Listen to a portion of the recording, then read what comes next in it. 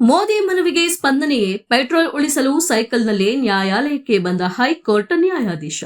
ಪ್ರಧಾನಿ ನರೇಂದ್ರ ಮೋದಿ ಇಂಧನ ಉಳಿಸಲು ದೇಶದ ಜನರಿಗೆ ಮನವಿ ಮಾಡಿದ್ದಾರೆ. ಇದಾದ ಬಳಿಕ ಮಧ್ಯಪ್ರದೇಶ ಹೈಕೋರ್ಟ್ ನ್ಯಾಯಾಧೀಶ ದ್ವಾರಕಾಧೀಶ್ ಬನ್ಸಾಲ್ ನ್ಯಾಯಾಲಯಕ್ಕೆ ಸೈಕಲ್ ಸವಾರಿ ಮಾಡಿದ್ದಾರೆ. ಈ ವಿಡಿಯೋ ಸಾಮಾಜಿಕ ಜಾಲತಾಣದಲ್ಲಿ ಭಾರಿ ವೈರಲ್ ಆಗಿದೆ. ನ್ಯಾಯಾಧೀಶರು ಸಹ ಇಂಧನ ಉಳಿಸುವ ಪ್ರಯತ್ನಗಳಲ್ಲಿ ಭಾಗಿಯಾಗಬಹುದು ಎಂದು ಸಂದೇಶವನ್ನು ನೀಡುವ ಉದ್ದೇಶದಿಂದ ನ್ಯಾಯಾಲಯಕ್ಕೆ ಸೈಕಲ್ ಸವಾರಿ ಮಾಡಲು ನಿರ್ಧರಿಸಿದ್ದೇನೆ ಎಂದು ನ್ಯಾಯಮೂರ್ತಿ ಬನ್ಸಾಲ್ ಹೇಳಿದ್ದಾರೆ. ನವದೆಹಲಿ ಮೇ 12 ಪಶ್ಚಿಮ ಏಷ್ಯಾದಲ್ಲಿ ಉಂಟಾಗಿರುವ ಬಿಕ್ಕಟ್ಟಿನಿಂದಾಗಿ ಇಂಧನ ಉಳಿಸಲು ಪ್ರಧಾನಿ ನರೇಂದ್ರ ಮೋದಿ ಮನವಿ ಮಾಡಿದರು. ಎಲೆಕ್ಟ್ರಿಕ್ ವಾಹನ, ಸರ್ಕಾರಿ ಸಾರಿಗೆಯನ್ನು ಬಳಸಲು ಕರೆ ನೀಡಿದರು. ಅವರ ಮನವಿಗೆ ದೇಶಾದ್ಯಂತ ಸಾಕಷ್ಟು ಉತ್ತಮ ಸ್ಪಂದನೆ ಬರುತ್ತಿದೆ. ಮಧ್ಯಪ್ರದೇಶದ ಹೈಕೋರ್ಟ್ ನ್ಯಾಯಾಧೀಶರು ಕೂಡ ಪ್ರಧಾನಿ ಮೋದಿಯ ಮನವಿಗೆ ಸ್ಪಂದಿಸಿ ನ್ಯಾಯಾಲಯಕ್ಕೆ ಕಾರಿನ ಬದಲು ಸೈಕಲ್ನಲ್ಲಿ ಆಗಮಿಸಿದ್ದಾರೆ. ಈ ವಿಡಿಯೋ ಭಾರಿ ಮೆಚ್ಚುಗೆಗೆ ಪಾತ್ರವಾಗಿದೆ.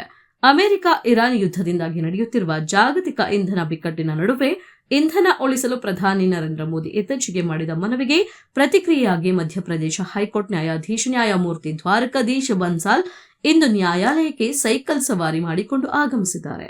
ಅವರ ಹಿಂದೆ ಭದ್ರತಾ ಸಿಬ್ಬಂದಿ ಕೂಡ ಸೈಕಲ್ನಲ್ಲಿಯೇ ಆಗಮಿಸಿದ್ದಾರೆ.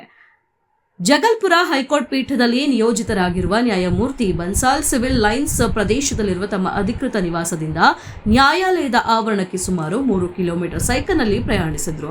ಅವರ ಜೊತೆಗೆ ನ್ಯಾಯಾಲಯದ ಸಿಬ್ಬಂದಿಯೂ ಕೂಡ ಇದ್ದರು. ಈ ಬಗ್ಗೆ ಸಾಮಾಜಿಕ ಮಾಧ್ಯಮದಲ್ಲಿ ಹಂಚಿಕೊಂಡ ವಿಡಿಯೋದಲ್ಲಿ ಪ್ರಧಾನಿ ನರೇಂದ್ರ ಮೋದಿಯವರು ಇಂಧನ ಉಳಿತಾಯ ಸೇರಿದಂತೆ ಇತರ ವಿಷಯಗಳ ಬಗ್ಗೆ ಮನವಿ ಮಾಡುವುದನ್ನು ನಾವು ಗಮನಿಸಿದೆ.